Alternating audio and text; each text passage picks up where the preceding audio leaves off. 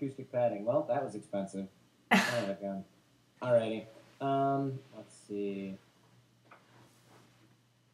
Hold on a second.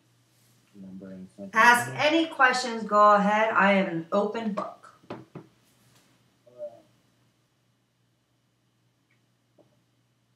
Okay.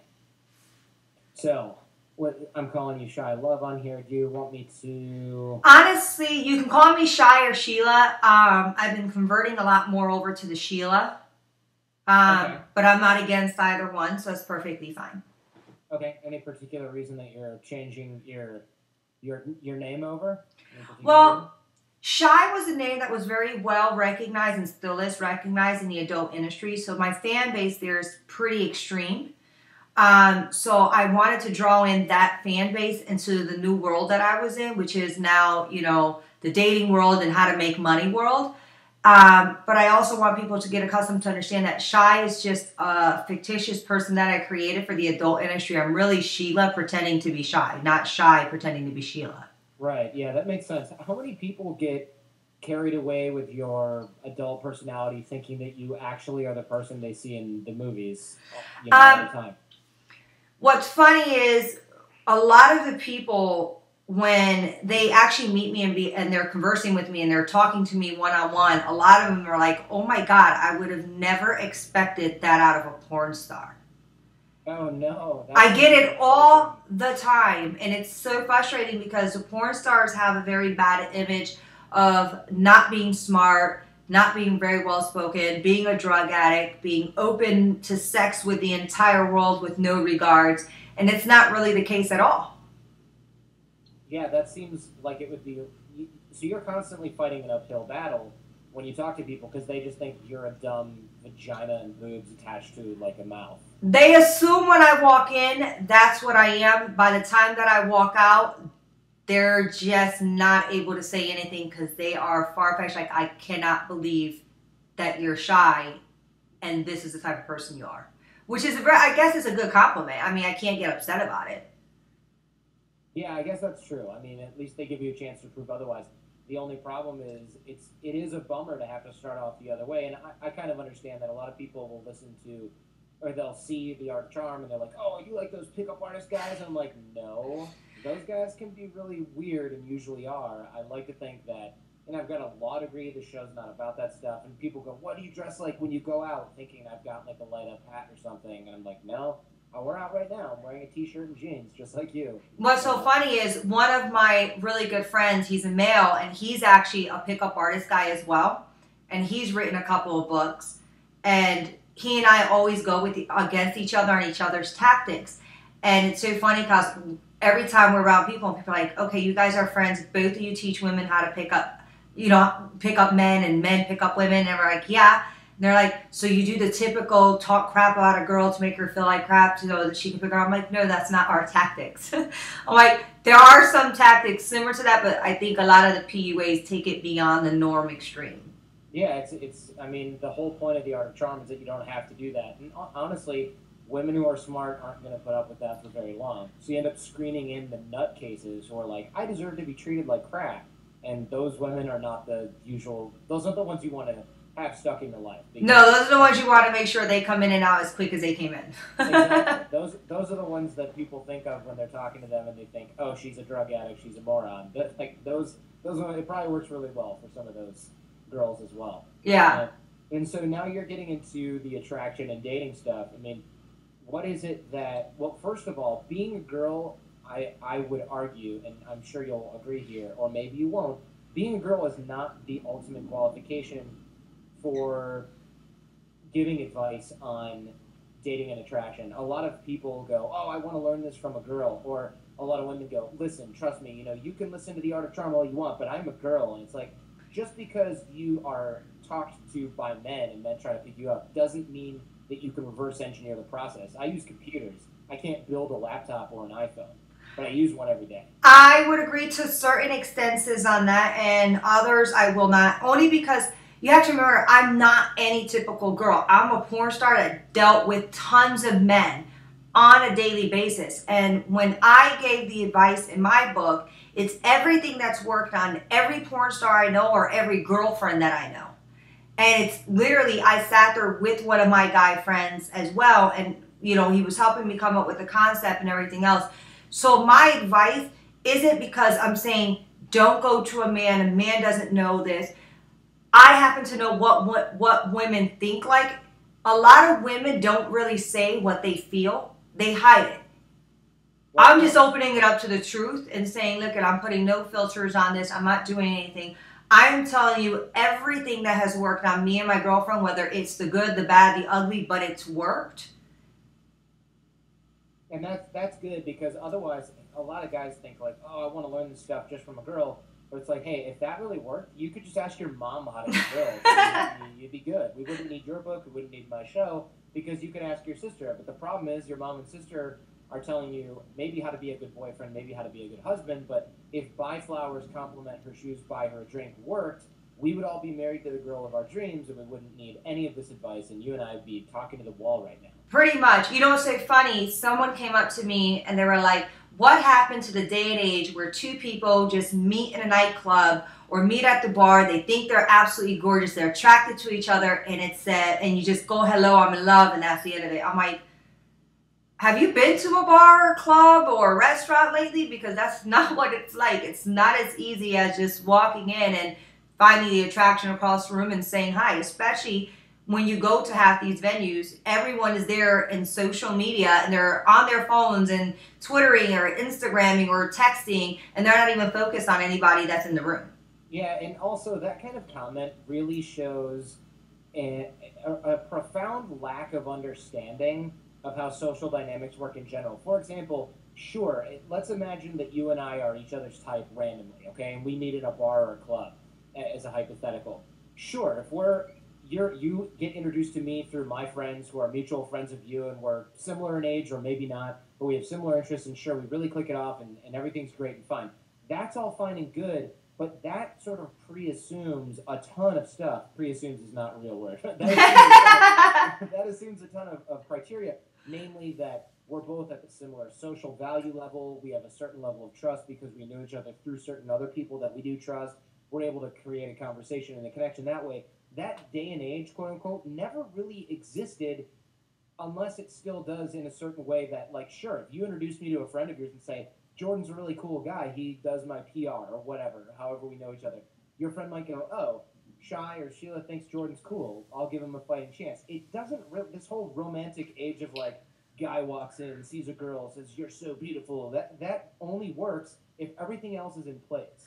I would agree to you 100%, because, you know, it's so funny, you know, especially with me being a woman, and I've written 2 separate books, one for men and one for women, and people are like, you're so strategic, you're so analytical, you're so this. I don't understand how you can fall in love with a person. And I'm like, I actually fell in love with my husband, and my husband fell in love with me, but it wasn't as easy as, hi, I'm this, let's get together, and everything was beautiful. It was far-fetched from that. And people are like, well, how do you know you love someone if you're being so strategic on how you pick up this girl, how you pick up this guy? And I'm like, the strategic idea of, or whatever you do to pick up that person isn't going to determine whether you're going to be in love with that person. That's just going to put the person there for you to actually have a conversation, for them to want to give you the time of day. And then as time passes, personality will determine if you're going to be in a relationship and fall in love. But that's not the initiation of the introduction. Exactly. A lot of people think, oh, you know, you just go through a lot of the criticism I heard from some of my older friends when I was first starting off giving advice and starting off in this industry was, oh, look, you know, you don't need that. Everybody gets married. And I was thinking, do we need to bust out the statistics and the divorce rate information to show you how flawed that argument is? Or, and what was really funny, I had a lawyer friend. I used to be an attorney on Wall Street, and this guy goes, you know, everybody gets girlfriends, everybody gets married. And then one day he introduced us to his girlfriend. And I feel mean saying this, but I'm just going to illustrate it for the point. She was not pretty at all. In fact, she was relatively unattractive. He was much better looking than she was. She didn't do much. He was an attorney on Wall Street. And he kind of looked at us when he introduced us to her like, yeah, I know. But he had no other options. And I was looking at him thinking, you spent so much time arguing with me about why nobody needed the stuff we have at the Art of Charm. And then you introduced me to this. This is what you had to show as a counterexample. But you know what? You just gave me a perfect idea. Like one of my friends, he's a renowned, amazing, phenomenal plastic surgeon. So he makes a ton of money, and he's absolutely, I'm talking about on a scale of 1 to 10, I would give him a 10 in beauty. Gorgeous, gorgeous, gorgeous. And he tells me how he's attracted to this type of girl, da da da da, gives me this whole list. And then I invite him to a party, and he shows up with his girlfriend. And I literally pulled him aside, and I'm like, sweetheart, I love you to death. You're adorable. You know, we're great friends. But that's not what you told me you like. And he's like, what? He goes, I know. I was like, she's far from what you like. It's like you're settling beyond settling. And he goes, yeah, but it's hard for me to find a girl in LA, and she just makes me comfortable. So I'd rather just be comfortable than to be alone.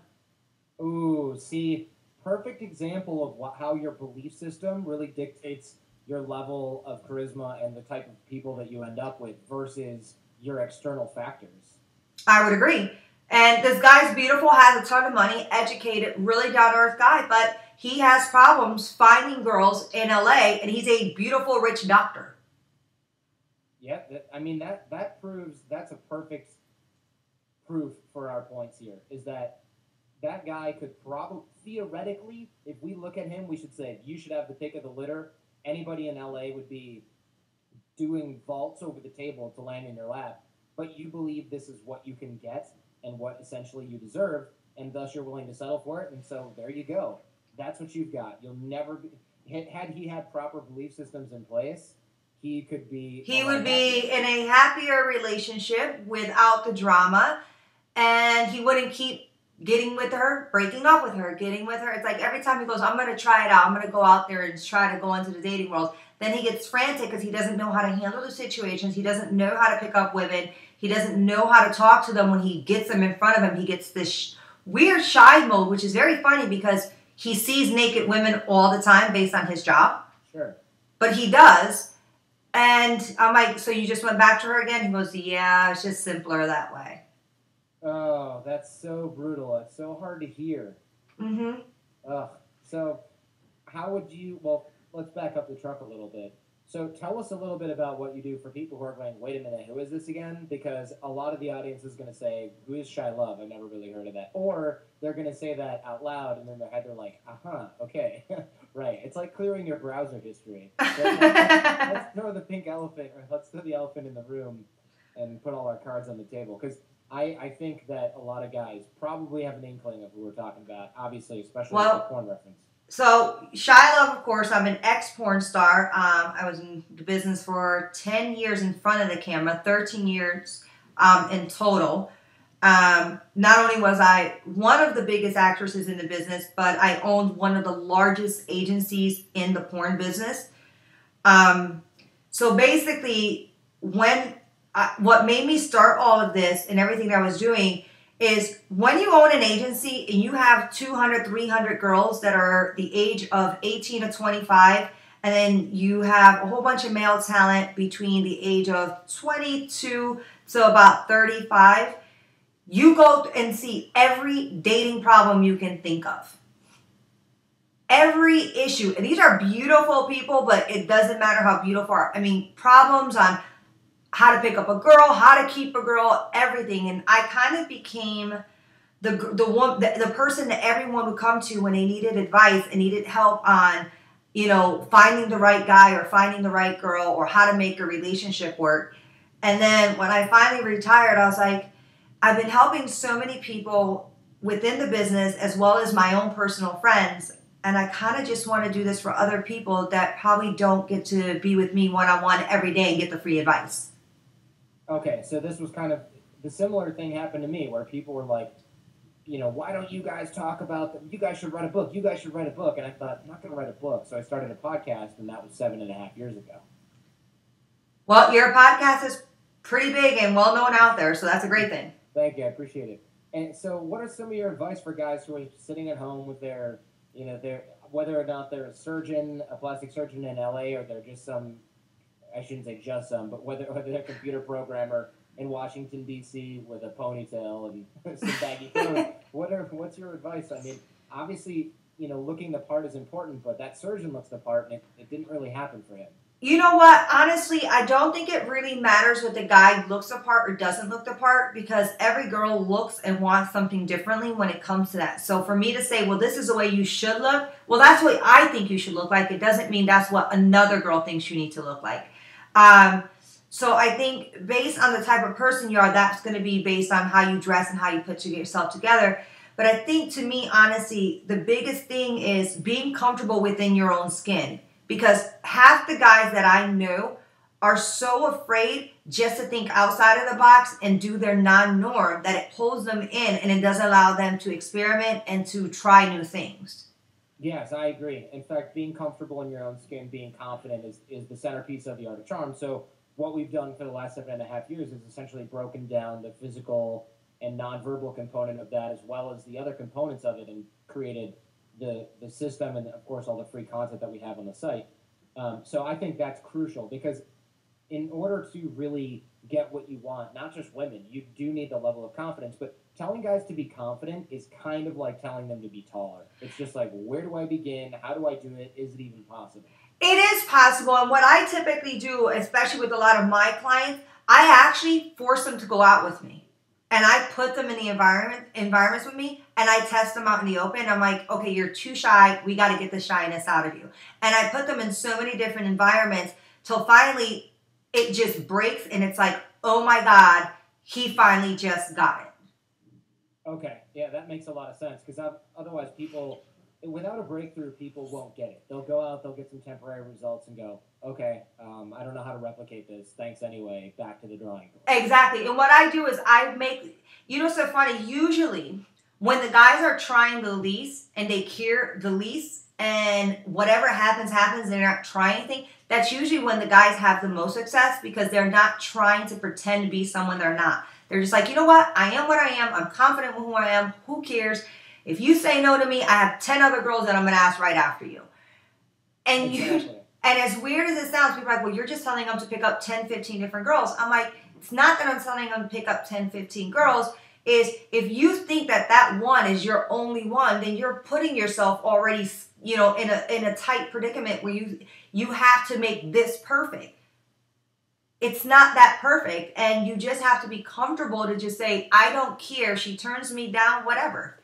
Right. And we call that not being outcome dependent. But again, the trick is, it's really easy to say, hey, don't worry about what happens here, but it's another thing to totally feel it. For example, your surgeon friend, you can say, hey, what's the worst case scenario? And he goes, well, worst case scenario is being alone. And for a lot of us, we can say, well, imagine you had 10 other women in the back end. But that's obviously a deep-seated fear of his, probably has to do with his parents or his relationship with his parents. It's something that he can't just get over if we tell him to. So we need to give him some concrete advice on, yes, definitely having that mindset of whatever happens, no outcome dependency. And of course, guys listening right now can go, if they're confused about what we mean, think about when you hung out with your buddy and his kid's sister had a crush on you, even though all you were doing is like burping, farting, and playing video games at his house, or riding bikes. She thought you were the greatest thing ever because you weren't trying to impress her, you weren't trying to be cool, you're just being yourself. But it's really hard to be yourself. It's really hard to just be authentic. Again, that advice is out there with be confident and be taller. It's just way easier said than done, and that's why we need this system. So what are some of the chief sort of drawbacks, or which are the ways that you see guys shooting themselves in the foot most of the time, especially guys that you talk to who are trying to become better with the opposite sex? I think the thing that makes them shoot themselves in the foot the most, honestly, is you ever get the guys who they immediately come on to a woman and it's immediately, they go into giving her some type of praise or making her feel really good about herself and opening up to being a huge ass kisser. And I think so many guys they think that being nice or being, giving out compliments is what's going to make a girl attracted to them. And they don't realize that that's actually making matters worse. Yeah, exactly. So putting the girl up on a weird artificial pedestal? Yeah, and all these guys have the tendency of putting women on high pedestals, making them believe that they're more than what they really are. And it's not saying that they're not. I'm not saying that in any way. It's just, guess what? No one's perfect. No one belongs in that high pedestal. Just like any man, women burp, they fart, they do everything else that a man does. So why automatically start us at a high pedestal? Every woman should be considered on the lowest pedestal possible. And then as she proves herself as a better person, as a better girlfriend, as a better whatever, then that pedestal should go up. Yeah, and how do we do that? Because here's the thing, a lot of guys are going, yeah, take women off the pedestal, and then they do that pickup artist thing where it's like, oh, your hair looks fake, blah, you know, all that. See, but I think that's being rude. It is rude. That's rude. There's a difference between not putting a woman on a high pedestal, and it's a difference between being rude and arrogant and an asshole. So that's the key, though. Most of those pickup artist guys, one of the reasons we disassociate ourselves with that whole movement is because that whole movement is essentially predicated upon bringing people down a notch so that you're on even footing, when really you should be bringing yourself up in a way that's not arrogant, in a healthy way. I would agree. Yourselves on even footing. I would agree. So how do we do that, though? How do we, without artificially inflating the woman's position, how do we keep things realistic and meet each other on even footing without either dragging them down or being rude, or bringing ourselves up by being like, I'm so great, and it's a bunch of phony baloney crap, which any woman can see through anyway. Honestly, I think that the best thing that a guy can do when he's when he's going up to a girl, he wants to just meet her, you know, and like he goes, hi, my name is Joe, right? That can be a simple introduction. But simple introductions aren't the very easiest to do. Usually, I always tell a person, yeah, you can introduce yourself, but sometimes a girl will be standoffish and be like, oh, God, another guy coming on to me, whatever, and they'll come off. I think that the best way to do it is not to put her down, but not to make her believe that you want her. So in other words, instead of confronting her and saying, hi, my name is this, I think you're adorable and you're cute, and I just wanted to get to know you, make it something generic to what's going on in your surroundings. So that way the girl has to answer the question, because then it's her being rude. So she'll think that she's being polite by giving you an answer regarding a surrounding. And then it initiate a conversation for you guys to just be able to talk to each other without you putting yourself on a high pedestal and without her putting herself on a high pedestal. Exactly. And so it takes a lot of internal confidence on behalf of the man in order to meet a woman on even footing. And honestly, if guys are going, yeah, but I don't really have that, then it's really time to work on yourself before you start going after the women that you want. Because if you don't think you're good enough to do that without tricks and tactics, you're probably right. You know what's so funny? One of the biggest things, I go to the beach a lot, and I'm playing soccer and volleyball and everything else. And do you know what's so funny? Do you know how half the guys end up speaking to us? It's not because they're coming and flirting with us, and it's not because, and I'm married, so, I get this all the time, but I use it for research because it's amazing. And it's not because of anything else. They'll go and say, oh, do you mind if we just join in? And the entire time, they're not flirting with us. They're not coming on to us. They're just playing the game. And by the time the end of the game is done, we're so relaxed with them that we end up having conversations and drinking with everybody. And then some of the girls end up transferring numbers with the guys, and that's what happens. And what most guys think, oh, I see a group of hot girls, I should go and come on to them while they're playing whatever sport, and that's the wrong tactic. The tactic is to make them feel like you're part of their group and their friendship, and the easiest way to do it is by throwing yourself in without forcing yourself upon them. Right, without agenda. Exactly. When there's a woman can read an agenda, and that's what turns her off immediately. So if you go to women, you genuinely say, hey, by the way, do you know how long the wait is, or if this flight's delayed for how long? Because I just got to the airport. It's genuine questions that we have to respond to, but it opens up the door for conversation, and then at that point, it'll lead to the next step. Every pickup that a guy has ever done to me, or any guy that I've ever spoken to or helped out, the pickups that work the most are the ones that are not actual pickups. Sure, because it actually has another angle, and it's not them going, quick, don't say anything about this, be cool. It's the guys going, listen, we're confident enough to know that we bring value to the situation. We don't know these women. Maybe they're not even our type yet. Let's see. And the only way to do that is to be totally normal and start off on a very normal, without agenda-free way. And because if you start off with an agenda, you're already, what you're subcommunicating with your nonverbal communication or your verbal communication is, I already like you, even though I don't know you. I want something from you, which is a terrible way to start any interaction with anybody. And the problem with that is as soon as you start up with that particular agenda, you immediately need to put someone on a pedestal, which is when the ass kissing starts, when it becomes trying to make a girl feel good about herself. And at that point, you're just defeating the purpose, because the more her head gets bigger, the more she's going to think, well, do I really want to talk to you? Do I really want to give you my number? Because he's already told her she's really good. And what a lot of guys will do to sort of compound the situation is they start to devalue themselves. For example, and believe it or not, a lot of guys out there will deny this, and a lot of guys might not even know this happens, but guys will say things that are very, very... Some guys are pretty blatant with it. They'll say something like, oh, I really appreciate you guys hanging out with us. That's, terrible. But other guys will... That sounds sad. That's so sad, but it happens all the time. But you'll also see a lot of guys doing things that sub-communicate that, and they don't know they're doing it because subconsciously they believe that. For example, they'll hang out with a bunch of women that they just met, and then they'll be like, I'm going to pay for everything. And it's like, whoa, dude. But see, I think when a guy pays, that just shows that he has money. He's getting a bit too cocky. And I'm like, okay, if you want to be an idiot and pay for this, then go right ahead. So it doesn't even work no matter what. It's essentially whether or not he's doing it to be a nice guy or win your approval. You're either thinking that or you're thinking, oh, you're a cocky dude. You're just going to buy our attention. You know what's so funny? I have friends that, will go and do, whatever environment, that we'll go to a club, we'll go wherever, and they're like, don't worry about it, Shy. I got the tab. And I already know why he has the tab. Because the guy, every time he goes out with us, he always comes with a tab, and there's always one girl that goes home with him. He's like, it's always happening. So he has an agenda, and it's worked for the last 13 years that I've known this guy. So for him, it works.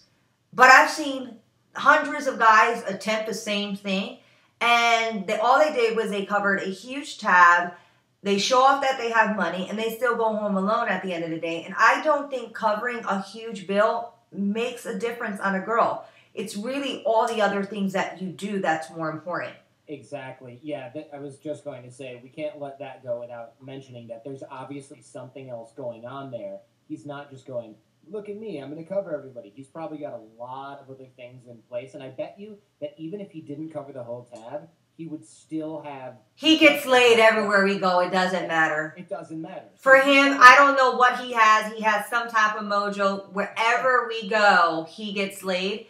And I'm always his wing woman, so I'm wondering where it's... Maybe has something to do with our friendship. I have no idea, but it's the weirdest thing. It's the only guy I've ever seen in this situation.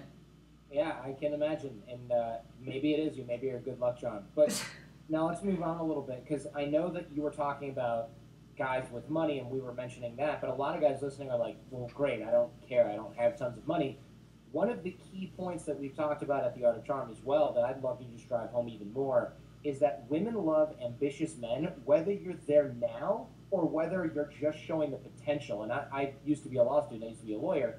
When I was in law school, we were the hottest commodity around. Because you're the future rich. Exactly. We were even higher on the totem pole than the medical guys, because the medical guys had like 15 more years before they got a paycheck.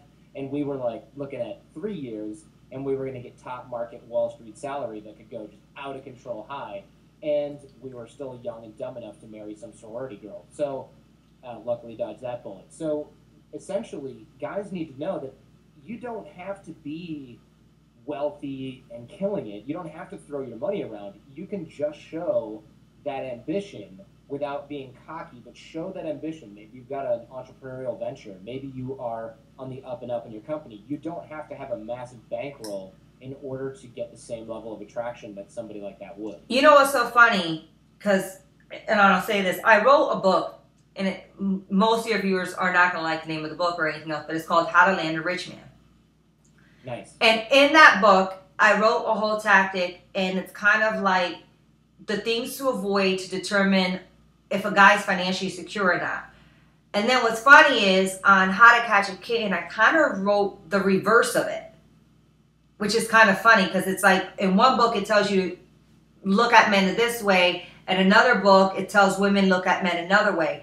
And the reason why I say that is A normal woman who isn't looking for a financially secure everything, like doesn't want that guaranteed rich, but wants the potential of someone to grow. Most women are more keen, like you said, on the potential of growth. If they see that you have a future, that's going to make them stand, because they're going to think, oh, if I'm behind him, I can make him stronger and he will grow because he already has the potential to grow. So it takes a strong woman and a strong man to make a great, power couple. And that's the thing with most relationships. A lot of men think, well, I don't have a good job right now. And I'm like, well, if you don't have a good job, you don't go in and specifically say what you do. If you're a garbage man, even though garbage men do make really good money, surprisingly, I'm like, don't say you're a garbage man. Say that you work for the government and, an environmental department. Which officially, you're not lying. You are working in the environmental department for the government. You're just not saying you're a garbage man. Sure. Yeah, I mean, there's no point in trying to unsell yourself, of course. Yeah, but the thing is, there's a way to upsell yourself without lying and with still showing that you have the potential to grow to become a better person. And I think if women see that that's going to be enough for them to stay in. Yeah, I definitely agree with that there. It's based on, one, there's science behind it, and two, plenty of anecdotal evidence about it, which is good news for guys, because a lot of us, especially younger guys, are starting off, or if you're in the middle of your life and you're starting something new, you think, oh no, I can't give up all of my ability to be a provider.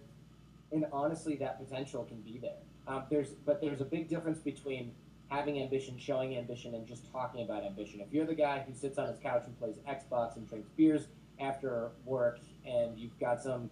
That's going to make a girl very tired very quick, and she's going to move on. Exactly. She's going to go, oh, you talk a lot, but you don't do anything. And as soon as that feeling starts to kick in, you are done. Pretty much.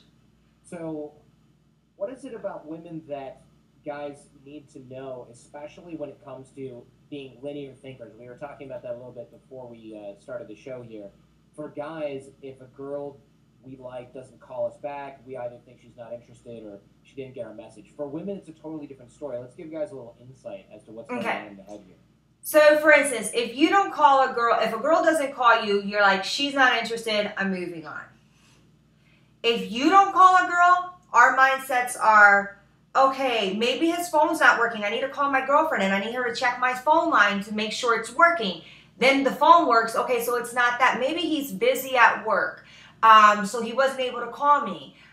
Maybe he got into an accident and I don't know. And then after time goes and we've come up with 50,000 excuses on why you didn't call, then it turns into, what did I do wrong as a female that he's not returning my calls? And then we immediately start attacking ourselves, like if we're not good enough and what we did wrong so that we can fix it. And that's the difference between men and women. If a man does, you ever get into a relationship, and when you first get into that relationship, you're texting each other and you're sending each other little love notes and everything else, and it makes each other feel all googly, goggly, whatever. Sure. Okay, so what happens is a man, when he gets busy, he'll go ahead and he forget to text you. A woman believes if he forgot to text you, it's because he's no longer in love, instead of just thinking that he's busy. And what is she doing wrong? It sounds crazy, but it really is the case on our linear thinking.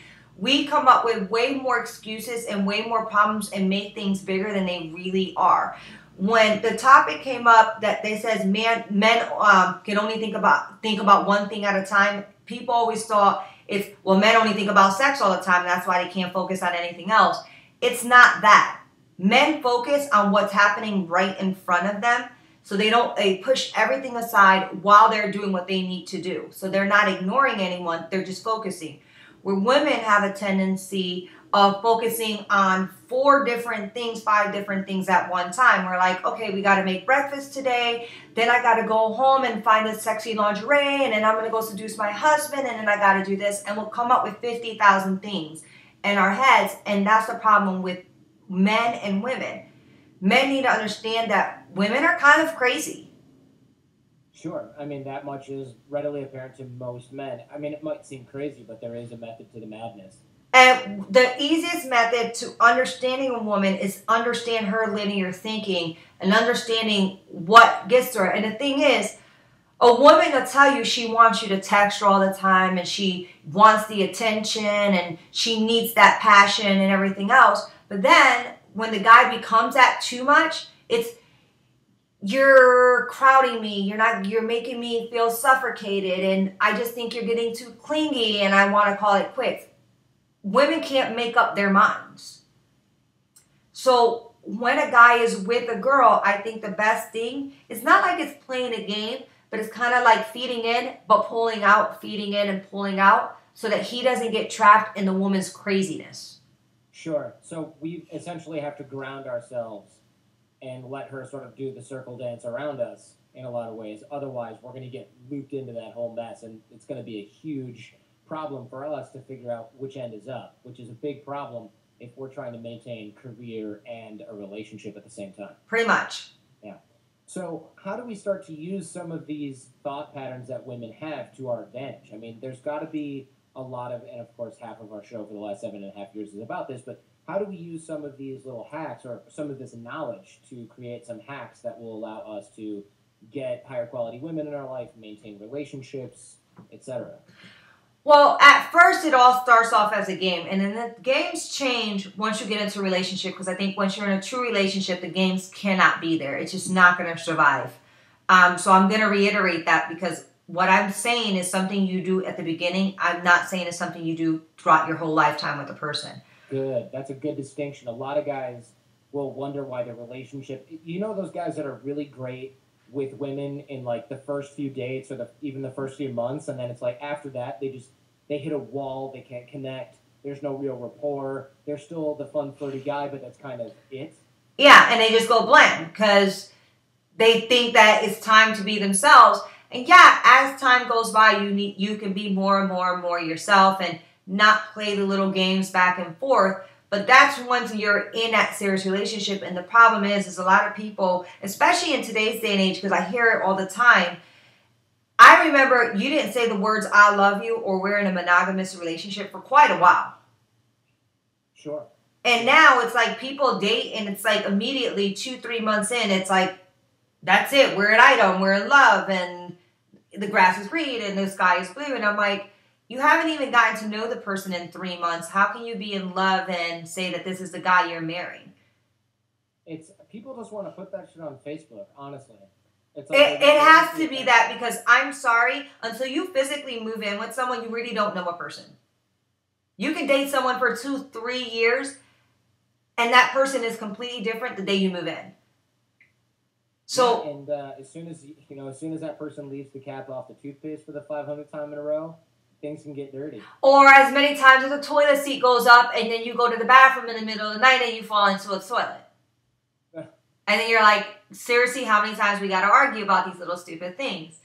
But these things do occur, so I want to make sure, like one of the tactics that I tell men is, women say they want the attention, but when they get it, they get bored and they're like, well, this is a guarantee. I already know I got this. I want to test out the waters for something that might be better. So in order for a woman not to believe that there's something better out there, is you never fully give yourself at first. That means if you know she really wants you, then you don't immediately call her, you make her wait. The only time you ever call a girl immediately is if you know she really doesn't want you. She's probably going to forget you by tomorrow, so you might as well call because she's not going to remember you anyway. Sure.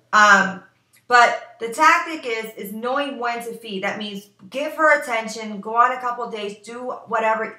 I hate text messaging. I just think that's not really good when you're first getting into a relationship. It's really not a good situation. But give her enough, and then when she feels like she has you locked down, that's when a guy needs to kind of back away and just become busy, where he has his other things in his life that he's too busy for her for the moment. But not that she's not a priority, but he's too busy for her. Because then that's going to wonder, well, does he not really like me? What's in his head? That's when our linear thinking comes in. And then we start doing the chase. Sure. So we need to flip the script, essentially. Let the woman do the chasing. And I think that is one of the biggest things. Women say they want men to chase them, but when they do, they get bored. So you feed them enough to make them want you, to make them believe that you're the right person for them. And then once you got them locked in, you back away. And then when you start seeing that they're starting to get really antsy and annoyed, be like, I'm so sorry, I've just been busy with work. It was nothing to do with you. And then pull them back in again. And it's kind of like that pull thing so that they don't ever feel like it's the same thing every day so that they're not bored. Right. We have to engage the emotional part of the brain. Exactly. If we fail to do that, then she'll lose interest. Pretty much. And that never stops. That goes throughout the whole relationship. It just takes a different tone. Once you're in a serious relationship, you still have to do that. You just don't have to be, well, I don't know if I want to be with you. You just have to trigger those emotional parts of the brain, maybe with a surprise vacation here and Yeah, like little cute things, romantic things that makes them understand you do care. It's just you don't have time to make the world all about them. It was so funny because my husband, when we first got together, he still travels like crazy now. He leaves for 5-6 weeks at a time, but he would travel and I would text him all the time and I'd be like, I love you, I miss you. Hopefully you don't find someone better than me out there. Like, and seriously, these are the dumb things that I used to say. And it was just becoming extremely annoying to him. And I was consistently calling and texting him while he was out of the country. And he came home and he's like, I adore you. I worship the ground you walk on. But if this is the type of person you're going to be, we are not going to be together. Right, because it was too needy. It was way too needy. And the funny part of it is, now he leaves, and I've been with him almost 10 years, and he'll leave, and he goes, babe, you haven't called me all day long. What's going on? And I'm like, you're busy. I'm busy. We're married. It's cool. Don't worry about it. And now he's the one that's gotten a little bit clingy. He's like, but I just wanted to hear your voice. And I'm like, I love you to death. I'm going to be here. I've just been busy. I'll call you back in an hour. And it's weird because it's gotten a reversal role. But I think that's what keeps our relationship strong is that when one gets clingy, the other one isn't. And it does the vice versa. So it's kind of like a consistent, we're still dating 10 years later because we're not keeping each other so stuck in a box. We're learning new things about each other on a daily basis. And I think that's the biggest thing in any relationship. When these guys are looking for these women is they have to start thinking that life isn't that easy. Relationships are not that easy. And if it can't consistently keep both of you walking on edge and slightly on glass, both of you are going to get bored and it's just not going to work. Yeah, that makes a lot of sense. And so going back to what you were saying about never become the chaser or getting her to become the chaser, what are some actual zoomed in tactics that we can talk about here? One of them we were talking about before the show is never zero in on one girl. What do we mean by that and what else can we do? I think the best thing is when someone goes out and goes to a venue, I think it's best to go to places that you're accustomed to going to that everybody knows you. Because then that puts you in control of your environment instead of your environment being in control of you. And the reason why I say that's important is because let's say there's only 2 hot girls really that walk into the venue that you really want to talk to. But then you have a whole bunch of girls that you happen to know there because you go to that place and everybody knows you. That means you can focus on everyone else, give those girls a little bit of attention, and they're going to wonder, who the hell is this guy? And why is he not giving us 100%? He sees everyone, she'll see everyone talking to the guy, and it'll intrigue her more. So when I say make your options available to multiples, not every time there's multiples, but you can make it and make the girl believe that's the case. Okay. And now, what about the small talk that a lot of guys are jumping into? And, hey, how's it going? Why doesn't that work? I mean, the answer's obvious is because it's boring. It's dorky. What about the total opposite, like the cheesy pickup line type stuff? What about that? I mean, where's the happy medium?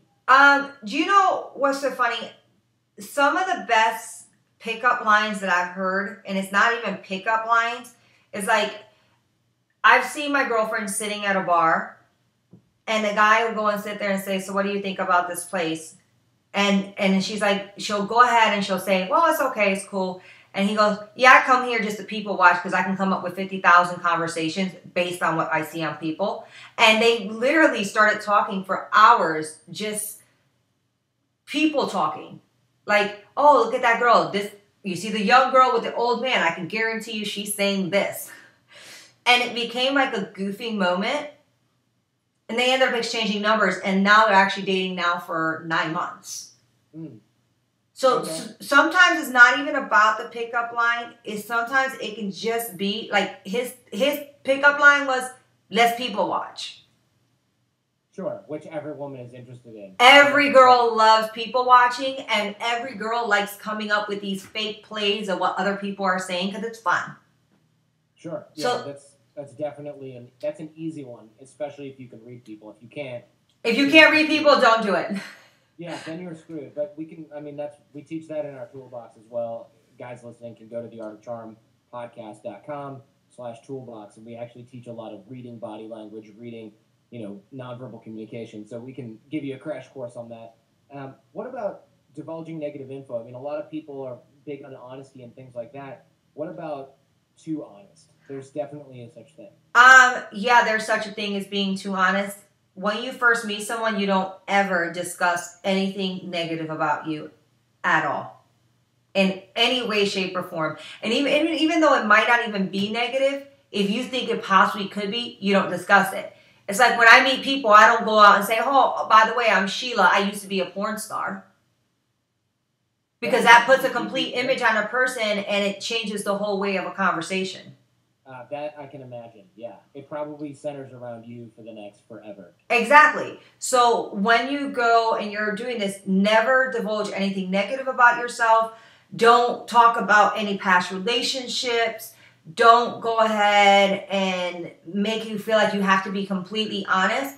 Guess what? Honesty comes later on. Right now, it's about getting the person, and I'm not saying lie to a person because I don't believe in lying because that comes back and bites you in the ass. But not divulging isn't lying. Sure. So implying instead of lying. Exactly. Okay. Got it. There's so much here, Sheila, that I think we should probably just wrap while we're on the hot streak and tell guys to refer guys to the book and refer guys to the other podcasts at theartofcharmpodcast.com. Check out the resources. We'll be linking your book at the show notes at theartofcharmpodcast.com on the page with this show. So if you guys want to buy it, you can click and that'll happen. And I think we're leaving them wanting more, so I think it's a great place to wrap. Perfect. Thank you. Thank you so much. Have a good day. So I think that was solid. And so what I will do now is I'll have it edited and mastered and all that stuff. And then when it comes out, I'll probably release it on a Friday, not this Friday, but on a Friday. I'm not sure yet. Depends on when the producer gets it back to me. And then we can do what we talked about before, like